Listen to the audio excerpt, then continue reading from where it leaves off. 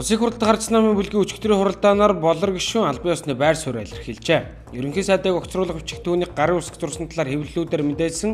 Тэгвэл бүлгийн хуралдааны үеэр тэрээр би ерөнхий сайдыг огцруулахгүй гадуур намайг алдан бичгээр гарын үсэг зурсан гэд бичээд байна. Би ямар ч огцруулах бичгээр гарын үсэг зураагүй гэдгээ хэлье гэсэн байна.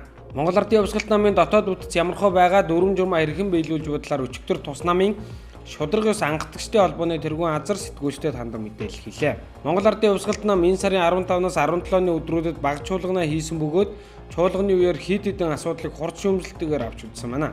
Монгол Ардын Явсгалт намын Шударга ус ангатгчдын холбооны тэргүүн азар юун төрөнд гадуур Монгол Ардын Явсгалт намын баг чуулганаар дарангуйлын шин чанартай асуудал хилцсэн гэж ярьж байгаа нь үндслэлгүй худлаа гэд намын удирдлагууд хангалтгүй ажилласнаас болж хэд хэдэн асуудал үүсэж байгааг онцлолоо. Монгол Улсын их хурлын дарга Зандаа хүүгийн их бол бүгд найрамдах Хятад улсын бүх ард түмний их хурлын байнгын орны даргын урилгаар албан ёсны айлчлалынхаар өчигдөр бүгд найрамдах Хятад улсад очлоо. Улсын их хурлын дарга инх болд болон дагалдын бодол хөөлөгчтэй бүгд найрамдах Хятад улсын бүх хятадын ард түмний их хурлын байнгын орны санхүү эдийн засгийн орны дарга Лил Юхай Монгол улсаас бүгд найрамдах Хятад улсад цугаа онцгойд бүрийн эрхт элчин сайд Сүхбаатар нар ухтаавлаа. Улсын хурлын гишүүн Дэмбэрэл иргэний зориг ногоо намын улс төрийн зөвлөл үндэсний хорооны хурлаас гарсан шийдвэрүүдийн талаар өчигдөр мэдээлэл хийлээ. Тэрээр өнгөрсөн 2 жилийн хугацаанд хийсэн ажлаад өгнөж улсын хурл дахь намын төлөөлөл идэвх санаачлагтай ажиллаж байгаа шинжилгээний засгийн газрын үндсэн чиг үүргийн яам болох байгаль орчин ногоо хөгжлийн яамыг удирдах баггүй ажил амжуул цөөнгүй ажлыг санаачлан эхлүүлсэнийг онцлоо.